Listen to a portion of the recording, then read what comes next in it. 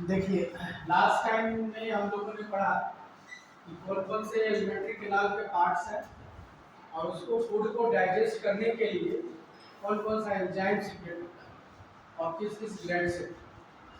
तो तीन चार ग्लैंड बहुत ही ज़्यादा इंपॉर्टेंट है। उसमें से सबसे पहले हमारा सिलेवरी ग्लैंड है, जो हमारा बकल कैविटी के पास है। आप देख सकते हैं buccal cavity. Now you can see this is our buccal cavity है। इसी बकल कैविटी में हमारा डाइजेशन, पहला डाइजेशन स्टार्ट होगा। In buccal cavity there are two type of digestion takes place. Number one physical digestion and number two chemical digestion. Physical digestion means what? जब भी हम खाना अपने बकल कैविटी में लेते हैं तो हमारा दांत उसको छोटे छोटे टुकड़ों में डिवाइड कर देगा, तोड़ देगा। इसको हम लोग बोलते हैं फिजिकल डाइजेशन। उसके साथ साथ इस बकल कैविटी के चारों तरफ 3 pairs of salivary gland present है। तीनों पेयर सिलेवरी ग्लैंड से क्या निकलेगा? सलेवा निकलेगा। ये सालिवा में डिफरेंट टाइप के एंजाइम पाए जाते हैं। आप सभी को मालूम है, पहला टाइलिन। कौन सा एंजाइम पाएगा? टाइलिन। दूसरा टाइलिन का ही दूसरा नाम क्या है? सिलेवरी एमाइलेज नाम। ठीक है। म्यूकस निकलेगा और बहुत ज़्यादा मात्रा में पानी निकलेगा, वाटर निकलेगा। इसके साथ साथ एक एंजाइम ऐसा निकलेगा जो बैक्टीरिया को मारेगा। जो खाना हम खा रहे हैं उसमें बहुत सारा बैक्टीरिया भी हमारे फूड पार्टिकल के साथ हमारे बकल कैविटी में इन्वॉल्व होता है। तो इस बैक्टीरिया को भी मारना है, तो एंटी बैक्टीरियल एंजाइम भी इस सलीवा में प्रेजेंट है। तो ये 3-4 एंजाइम हमारे सिलेवरी ग्लैंड से निकलता है। तो सबसे पहले फर्स्ट ऑफ ऑल जो सिलेवरी ग्लैंड है, इस सिलेवरी ग्लैंड से पहला जो एंजाइम सीक्रेट होगा सिलेवरी एमाइलेज, इसी को हम लोग बोलते हैं टाइलिन। क्या बोलते हैं? टाइलिन। इस टाइलिन का क्या काम है? To break down starch to the simple sugar. देखिए, जो भी खाना हम खा रहे हैं उसको सिंपल मॉलिक्यूल्स में कन्वर्ट करना है। एज पर एग्जाम्पल, हमने खाया कार्बोहाइड्रेट। क्या खा रहे हैं? कार्बोहाइड्रेट। क्लियर है ना? कार्बोहाइड्रेट। कार्बोहाइड्रेट को ही कहीं कहीं आपको लिखा हुआ मिलेगा starch. Starch is nothing but that is the one type of the carbohydrate. तो डाइजेशन कब माना जाएगा?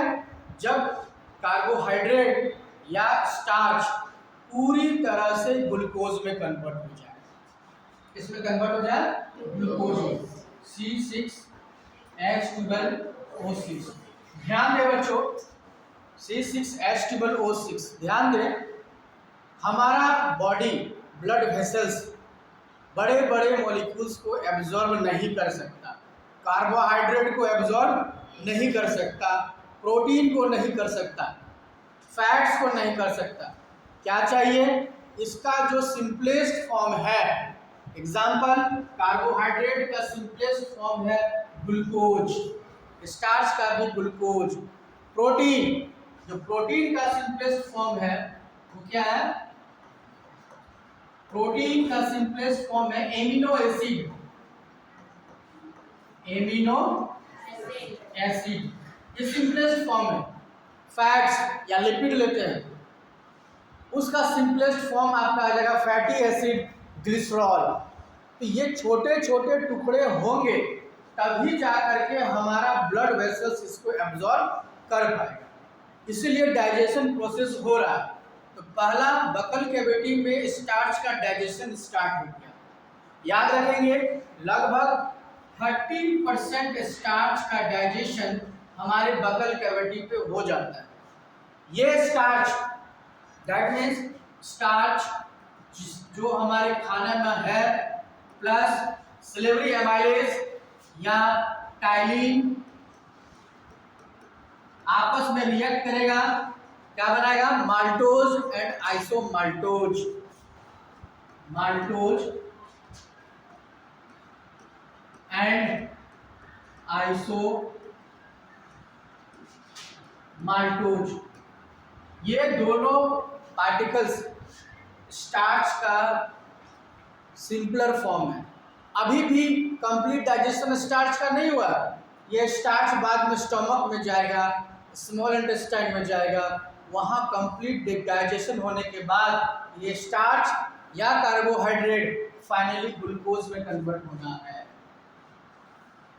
तो माउथ में सबसे पहले डाइजेशन किसका स्टार्ट हुआ? स्टार्च का, कार्बोहाइड्रेट का डाइजेशन स्टार्ट हुआ। क्लियर?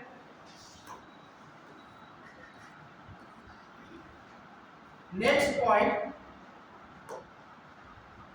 जो फूड पार्टिकल्स जिसको हम खाएं, सलेवा से मिल करके 30% स्टार्च का डाइजेशन हो गया। अभी भी उस खाना में बहुत सारे फूड पार्टिकल्स है, प्रोटीन है, विटामिन्स है, मिनरल्स है, उसका डाइजेशन नहीं हुआ। तो जो भी फूड पार्टिकल्स जब उसमें सलेवा मिल गया, अब वो फूड पार्टिकल्स नहीं रहा, वो क्या हो जाएगा? बोलस। उस फूड पार्टिकल्स को क्या बोलेंगे? बोलस।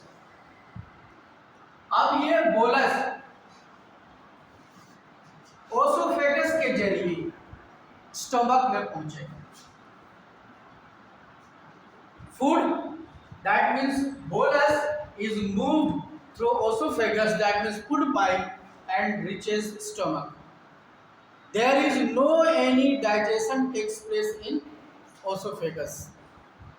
केवल उसका ये काम है कि बोलस को पेट तक पहुंचाना with the help of peristaltic movement. Peristaltic movement that means contraction. वो भी कैसा कॉन्ट्रैक्शन? रिदमिकली, रिदिम में कॉन्ट्रैक्शन होगा। फूड पार्टिकल्स को पकड़ के रिदिम में उसको कॉन्ट्रैक्ट करके पूरे खाना को स्टमक तक ले आएगा। एक ही काम यहाँ हो रहा है, पेरिस्टाल्टिक मूवमेंट हो रहा है, खाना जो है, फूड जो है, बोलस स्टमक तक पहुँच रहा है। अब ध्यान दीजिएगा, जितना भी जॉइंट है हमारे डाइजेस्टिव ट्रैक्ट पे, जैसे ओसोफेगस से स्टमक के बीच में यहाँ एक जॉइंट है, ठीक है? स्टमक और ड्यूडेनम के बीच में एक और जॉइंट है। याद देख रहे हैं यहाँ पर कितना कम रास्ता है? याद देख रहे हैं कितना कम रास्ता है? यहाँ पर स्पिंचर मसल होता है। जैसे एक लंबा बलून होता है ना, उस बलून में कहीं पर रबड़ बांध दो तो कैसे वो बलून पूरा दब जाता है एक जगह, ठीक है? इसका क्लियर फिगर देखिए यहाँ दिखने को मिलेगा स्पिंचर का। ये रहा इस जगह, ये दिख रहा है पूरा दबा हुआ है।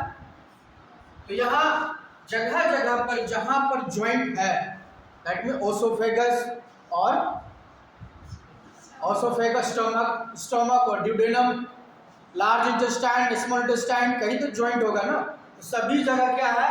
एक स्पिंचर लगा हुआ है, एक रबड़ के जैसा मस्कुलर पार्ट है जो पूरी तरह से ट्यूब को दबा के रखता है। इसका मेन काम क्या है?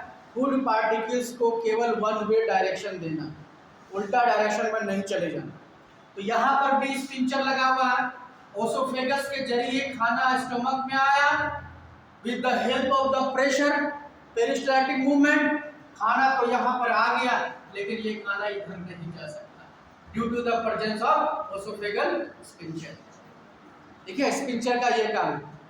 तो ओसोफेगस में कोई डाइजेशन नहीं हुआ, स्टोमक में होगा।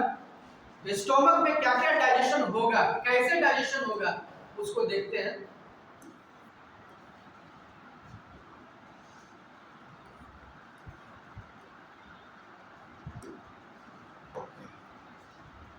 जैसे बोलस पेरिस्टाल्टिक मूवमेंट के जरिए स्टमक में आ गया, पेट में आ गया, हमारा gastric gland which are present in inner wall of the stomach, ये हमारा स्टमक है जिसका इनर वॉल दिखाया गया है। उसका एक सेक्शन देखिए, gastric gland. There are numerous gastric glands are present in our inner surface of the stomach. ये गैस्ट्रिक ग्लैंड क्या करेंगे, जैसे ही बोलस आएंगे गैस्ट्रिक ग्लैंड एक्टिव हो जाए। गैस्ट्रिक ग्लैंड अपने से एक्टिव नहीं होता है, कौन बताएगा कि बोलस आ चुका है, खाना आ चुका है? बताने वाला तो कोई चाहिए ना, तो बताने वाला गैस्ट्रीन। गैस्ट्रीन जो है गैस्ट्रिक ग्लैंड को बताएगा कि बोलस आर कमिंग, खाना आ रहा है स्टमक में। जैसे ही गैस्ट्रीन गैस्ट्रिक ग्लैंड को एक्टिव करेगा, इस गैस्ट्रिक ग्लैंड से डिफरेंट टाइप का एंजाइम का सिक्रेशन होना चालू हो जाएगा, जिसमें से क्या क्या हम लोगों ने पढ़ा? सबसे पहले पढ़ा म्यूकस, उसके बाद HCl, याद आ रहा है? उसके बाद पेप्सिनोजेन,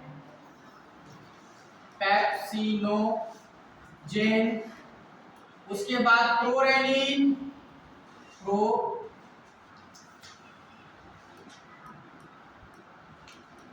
प्रोरेनिन, गैस्ट्रिक एमाइलेज,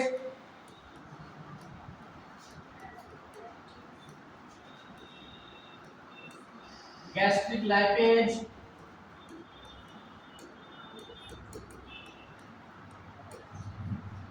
इस प्रकार के बहुत प्रकार के एंजाइम का सिक्रेशन होना चालू हो जाएगा। क्लियर? जैसे ही बोलास पहुंचेगा, सबसे पहले ये HCl जो है पूरे मीडियम को, डाइजेस्टिव ट्रैक्ट का जो स्टमक पार्ट है, स्टमक के पूरे मीडियम को एसिडिक बना देगा। एसिडिक बनाने का क्या कारण है और कितना एसिडिक बनेगा? एसिडिक मीडियम जो बनेगा, यहाँ पर पेट पर इसका pH वैल्यू वो 1.8 लगेगा। आप समझ सकते हैं कि 1.8 कितना एसिडिक होगा। 6 भी नहीं, 7 भी नहीं, 7 तो न्यूट्रल आ गया, 5 नहीं, 4 नहीं, 3 नहीं, 2, अप्रोक्सीमेटली 2 के पास जा रहा है, 1.8 pH वैल्यू बता रहा है, और पूरा मीडियम हमारा एसिडिक हो गया। इतना ज़्यादा एसिडिक मीडियम होने के बाद हो सकता है कि हमारा जो गैस्ट्रिक वाल है, inner wall of the stomach है, उसको भी नुकसान पहुंचा सकता है, क्योंकि HCl का कई काम है। पहला, एसिडिक मीडियम बना देना। दूसरा, जो भी माइक्रो ऑर्गेनिज्म आ रहे हैं बोलास के साथ, उसको भी मारना। फूड पार्टिकल्स को गलाना। तो फूड पार्टिकल्स को गला सकता है, तो हो सकता है कि हमारे इनर वाल को भी गला सके। तो उसके प्रोटेक्शन के लिए ये म्यूकस HCl से ठीक पहले, एसिडिक मीडियम बनाने से ठीक पहले, पूरे inner wall of the stomach में एक लेयर आ जाता है, जिसके कारण HCl का प्रभाव हमारे स्टमक के वाल पर नहीं पड़ता है। अगर पड़ जाए किसी कारण से, हो सकता है कि जहाँ पर लेयर बन रहा हो वहाँ पर कहीं छूट गया लेयर बनना, हो सकता है कहीं पर पतला लेयर बना हो, तो HCl वहाँ पर इफेक्ट दिखा देगा और अल्सर का रूप ले लेगा। पेट में अल्सर, स्टमक अल्सर नाम सुना है ना, ये HCl के कारण। तो म्यूकस इस HCl के साइड इफेक्ट से हमें बचाता है, पेट के इनर वाल को प्रोटेक्ट करता है। और जैसे ही HCl पूरे मीडियम को एसिडिक कर दिया, ये पेप्सिनोजेन, ये प्रोरेनिन पहले से इनएक्टिव फॉर्म में, इस फॉर्म में रहेगा इनएक्टिव। ठीक है, HCl का ये काम है इस पेप्सिनोजेन और प्रोरेनिन को एक्टिव बनाना, कि भैया उठो, खाना आ गया है, उसको डाइजेस्ट करना है। ठीक है, जब तक एसिडिक मीडियम नहीं होगा, पेप्सिनोजेन और प्रोरेनिन इनएक्टिव फॉर्म में रहेगा, उसका डाइजेशन में कोई रोल नहीं हो पाएगा। इसीलिए HCl का यह वाइटल रोल है। ठीक है, तो इस केस में देखिए कि पेप्सिनोजेन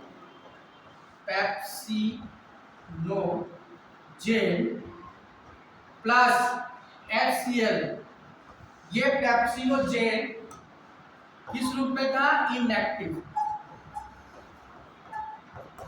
क्लियर?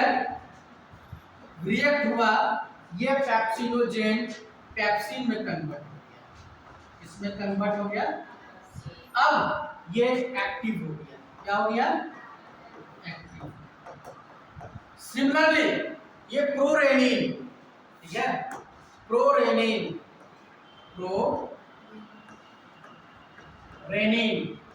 जो कि इनएक्टिव फॉर्म में है, इनएक्टिव फॉर्म में है, HCl से रिएक्ट करके एक्टिव बन गया, दैट मीन्स रेनिन बन गया। क्या बन गया? रेनिन।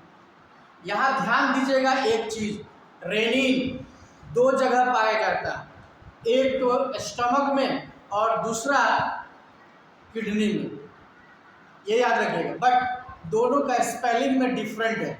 जो पेट में रेनिन पाया जाता है, जिसका मेन काम है मिल्क प्रोटीन को डाइजेस्ट करना, इसका मेन काम क्या है? मिल्क प्रोटीन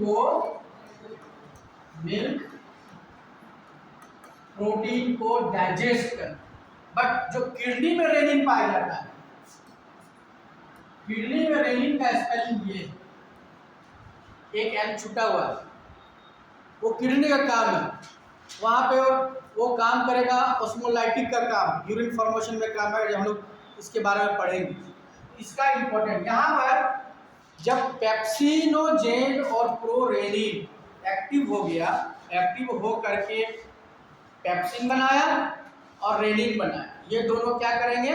प्रोटीन का डाइजेशन करेंगे। किसका डाइजेशन? प्रोटीन का। तो प्रोटीन का डाइजेशन सबसे पहले कहाँ पे हो रहा है? स्टमक में हो रहा है। कार्बोहाइड्रेट का डाइजेशन सबसे पहले कहाँ हो रहा है? Buccal cavity. प्रोटीन का स्टमक, तो प्रोटीन उठना चालू हो जाएगा। उसके बाद बकल कैविटी में जो कार्बोहाइड्रेट का डाइजेशन हुआ था, माल्टोज बना था, या जिस स्टार्च का डाइजेशन नहीं हुआ था, यहाँ पर हमारे पास गैस्ट्रिक एमाइलेज। एमाइलेज का मतलब यह टाइलिन। अब ये गैस्ट्रिक एमाइलेज उस बचे हुए स्टार्च या कार्बोहाइड्रेट को डाइजेस्ट करेगा, माल्टोज को डाइजेस्ट करेगा, आइसोमाल्टोज को डाइजेस्ट करेगा। ध्यान दीजिएगा, बार बार मैं बोल रहा हूँ कि कार्बोहाइड्रेट या स्टार्च बड़ा मॉलिक्यूल्स है, इसको छोटा छोटा मॉलिक्यूल्स में तोड़ना है, जो कि ग्लूकोज है, तभी ग्लूकोज ही हमारा ब्लड स्ट्रीम उसको एब्जॉर्ब कर पाएगा। प्रोटीन बड़ा मॉलिक्यूल्स है, उसको हमारा बॉडी एब्जॉर्ब नहीं कर पाएगा, फाइनली उसको प्रोटीन को एमिनो एसिड में कन्वर्ट करना है। फैट को एब्जॉर्ब नहीं कर पाएगा, फाइनली इसको हमको फैटी एसिड या ग्लिसरॉल में कन्वर्ट करना है, तब जाके उसका एब्जॉर्प्शन होगा। क्लियर? यहाँ पे एक बात और, गैस्ट्रिक लाइपेज भी है। लाइपेज का मतलब हो गया लिपिड से रिलेटेड है, मतलब लिपिड को ब्रेक डाउन करेगा। यहाँ लिपिड का डाइजेशन नहीं होगा, क्या होगा? जैसे कोई भी फैट्स या लिपिड्स बड़े बड़े मॉलिक्यूल्स में हैं, सपोज दैट ये लिपिड जो है इतना बड़ा मॉलिक्यूल है, ये गैस्ट्रिक लाइपेज क्या करेगा? वह इसको तोड़ के छोटे छोटे मॉलिक्यूल्स में करना। अभी इसका डाइजेशन यहाँ पर नहीं हो रहा, केवल इसका छोटे छोटे पीस में तोड़ दिया, ठीक है। यहाँ पर लिपिड को फैटी एसिड और ग्लिसरॉल में कन्वर्ट नहीं होगा, बस उसको छोटे छोटे टुकड़ों में तोड़ देंगे। स्टमक में एक काम और होता है, क्या होता है? सबसे इंपॉर्टेंट,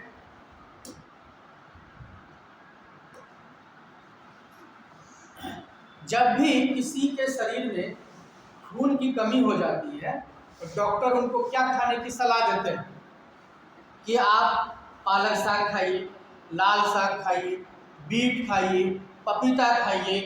क्यों? ये सब फल फ्रूट्स खाने के लिए क्यों कहते हैं डॉक्टर?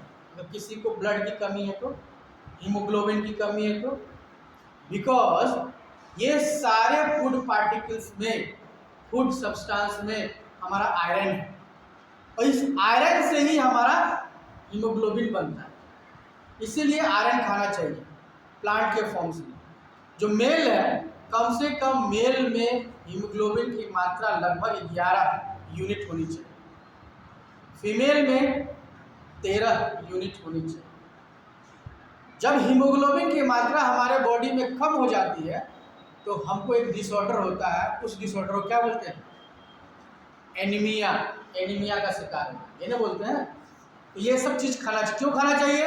ये सब सारे फूड वेजिटेबल्स में आयरन होता है।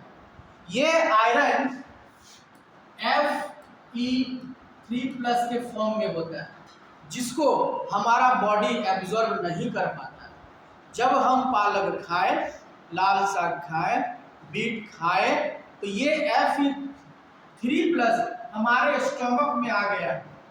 अब इसका एब्जॉर्ब करना है स्मॉल इंटेस्टाइन में, तो एब्जॉर्ब कैसे होगा? Fe3 को एब्जॉर्ब नहीं कर सकता हमारा स्मॉल इंटेस्टाइन, तो इसका भी यहाँ ब्रेक डाउन होगा। ये Fe3 कन्वर्ट हो जाएगा Fe2+।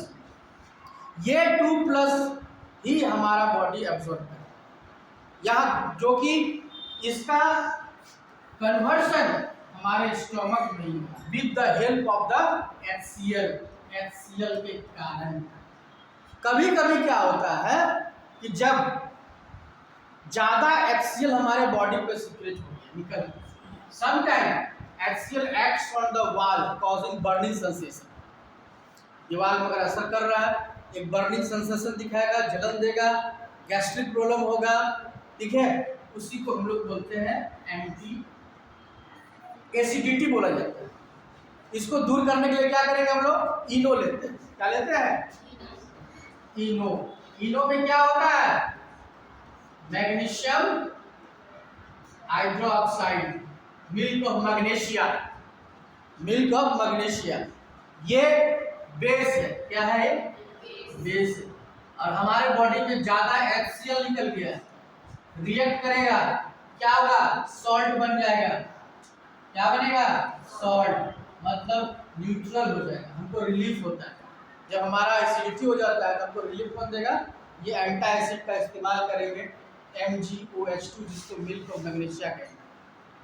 तो पेट में क्या क्या डाइजेशन हो गया? पहला, HCl जो है माइक्रो ऑर्गेनिज्म को मार दिया।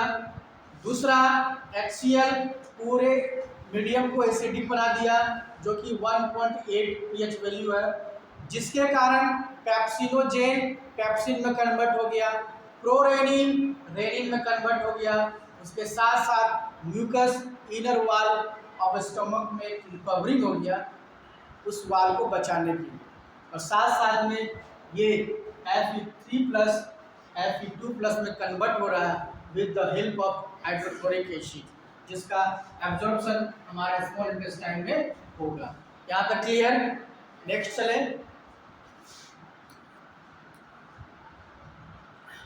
ध्यान दीजिएगा, जो हार्बीवोरस होते हैं, herbivores need a longer small intestine for cellulose digestion. Carnivorous में सेलुलोज का डाइजेशन नहीं होता है, इसलिए कार्निवोरस में जो मीट मछली खाते हैं उसके बॉडी में सेलुलोज नहीं पाया जाता है, तो उसका डाइजेशन नहीं होगा, इसलिए स्मॉल इंटेस्टाइन थोड़ा सा छोटा रूप लिया गया है। क्लियर? अब जैसे ही खाना बोलस पेट में डाइजेस्ट हो गया, डाइजेस्ट होने सेमी डाइजेस्ट हुआ, पूरा डाइजेस्ट नहीं हुआ, ठीक है। हमारा मेन मकसद क्या है? जो हम खाना खा रहे हैं उसका मेन मकसद ये देखिए, उसका मेन मकसद यहाँ है जो हम रिपीट कर रहे हैं, प्रोटीन को चेंज करना है एमिनो एसिड में, तभी एमिनो एसिड हमारा स्मॉल इंटेस्टाइन इसको एब्जॉर्ब कर पाएगा। कार्बोहाइड्रेट या स्टार्च को फाइनली ग्लूकोज में कन्वर्ट करना है, हमारा मेन मोटो ये है। फैट को फैटी एसिड या ग्लिसरॉल में कन्वर्ट करना है, तभी हमारा ब्लड स्ट्रीम इसको एब्जॉर्ब कर पाएगा। तो अभी तक प्रोटीन का पूरा डाइजेशन नहीं हुआ है, कार्बोहाइड्रेट का पूरा डाइजेशन नहीं हुआ है, ठीक है। तो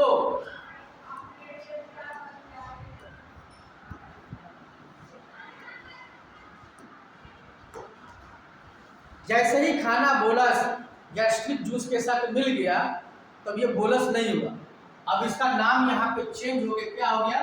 काइम। अब ये काइम बन गया। ये काइम स्मॉल इंटेस्टाइन्स के ड्यूडेनम के पास आएगा। जैसे ही ड्यूडेनम के पास आएगा, ये रहा ड्यूडेनम, स्मॉल इंटेस्टाइन का पार्ट, इसमें तीन तरह के केमिकल सब्सटेंस आएंगे। पहला लीवर के द्वारा बाइल आएगा, पहला क्या आएगा, बाइल आएगा, नंबर 1। दूसरा ये है पैंक्रियाज, इस पैंक्रियाज से क्या आएगा, पैंक्रियाटिक जूस आएगा। क्या आएगा, पैंक्रियाटिक जूस आएगा। प्लस खुद ड्यूडेनम का इनर वॉल में ब्रूनर ग्लैंड होते हैं, इस ब्रूनर ग्लैंड से क्या निकलेगा, सक्कस इंट्रिकस। ठीक है, क्या निकलेगा, सक्कस इंट्रिकस।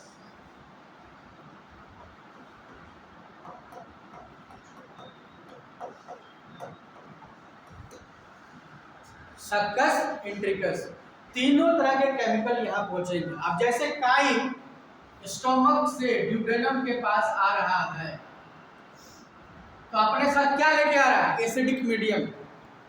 अब जो भी पैंक्रियाटिक जूस के पास है एंजाइम, क्या क्या हो सकता है पैंक्रियाटिक जूस के पास, पैंक्रियाटिक एमाइलेज, पैंक्रियाटिक लाइपेज, ट्रेप्सिनोजेन, है ना। तो ये सब सारे काम तभी करेंगे जब ड्यूडेनम का जो जगह है वो अल्कलाइन नेचर का। तो अल्कलाइन कौन करेगा, ये बाइल। बाइल जो है इस मीडियम को अल्कलाइन बना देता है एसिडिक से। कितना, लगभग 7.8 अल्कलाइन मीडियम। इस मीडियम में ट्रेप्सिनोजेन अल्कलाइन मीडियम से एक्टिव हो जाता है, जो हमने बताया आपको, ट्रेप्सिनोजेन जो कि इनएक्टिव है। क्या ये, इनएक्टिव मोड में। जैसे ही इसको बेस मिल गया, ये हमारा एक्टिव बन गया ट्रेप्सिन। याद रखिएगा, ये ट्रेप्सिन का डाइजेशन किसके डाइजेशन में हेल्प करेगा, प्रोटीन के। तो प्रोटीन का डाइजेशन में क्या क्या है, पेप्सिनोजेन, प्रोरेनिन और ट्रेप्सिनोजेन। ये सारे प्रोटीन को डाइजेस्ट करके अल्टीमेटली एमिनो एसिड में कन्वर्ट कर देगा। ठीक है, with the help of the succus entericus, with the help of the succus entericus protein amino acid में कन्वर्ट हो गया। प्रोटीन जो है एमिनो एसिड में कन्वर्ट हो गया। कार्बोहाइड्रेट फाइनली गैस्ट्रिक एमाइलेज की सहायता से, टाइलिन की सहायता से, सक्कस इंट्रिकस की सहायता से, पैंक्रियाटिक एमाइलेज की सहायता से फाइनली ग्लूकोज में कन्वर्ट हो गया। और ये फैट, बाइल यहाँ एक रोल अदा करेगा। क्या करेगा, फैट का इमल्सिफिकेशन करेगा, उसको छोटे छोटे टुकड़ों में डिवाइड करने के बाद जो पैंक्रियाज के पास पैंक्रियाटिक लाइपेज है, सक्कस इंट्रिकस के पास जो इंटेस्टाइनल लाइपेज है, वो लाइपेज इस फैट को फैटी एसिड और ग्लिसरॉल में कन्वर्ट कर देगा। ठीक है, फाइनली हमारा खाना जो है कॉम्प्लेक्स फूड कंपोनेंट से सिंपलर फूड कंपोनेंट में कन्वर्ट हो जाता। जब कन्वर्ट हो गया, इसका एब्जॉर्प्शन स्टार्ट होगा, जो कहाँ होगा, स्मॉल इंटेस्टाइन। स्मॉल इंटेस्टाइन का इनर वॉल में फिंगर लाइक प्रोजेक्शन होता है, जिसको क्या बोलते हैं, बिल्ली। बिल्ली का दो काम, पहला सरफेस एरिया को बढ़ा देना, increase the surface area for observation. दूसरा पहला सरफेस एरिया बढ़ा रहा है और दूसरा एब्जॉर्ब। बिल्ली contains blood vessels which takes the absorbed food। absorbed food क्या हो सकता है, amino acid, glucose, fatty acid, glycerol, Fe2 plus minerals, vitamin, ये सारे to the cell. In cells it is utilized to obtain energy, build up new tissues and repair old tissues. और जो absorb food है, अनडाइजेस्ट food है, वो move कर जाएगा large intestine. Large intestine का जो दूसरा पार्ट है क्लोन, ये क्लोन क्या करेगा, वाटर को एब्जॉर्ब करेगा। अब बाकी जो है बॉडी से बाहर, एनएस से वो बाहर निकलेगा। क्लियर। दांत के बारे में, रिस्पायरेशन। तो कल के क्लास में ध्यान दीजिएगा, कल के क्लास में अगर कोई डाउट होता है रिगार्डिंग डाइजेशन तो वो पहले पूछिएगा, अगर तो हम लोग नेक्स्ट क्लास में नेक्स्ट टॉपिक पे चलें। क्लियर? याद हो गया? ठीक।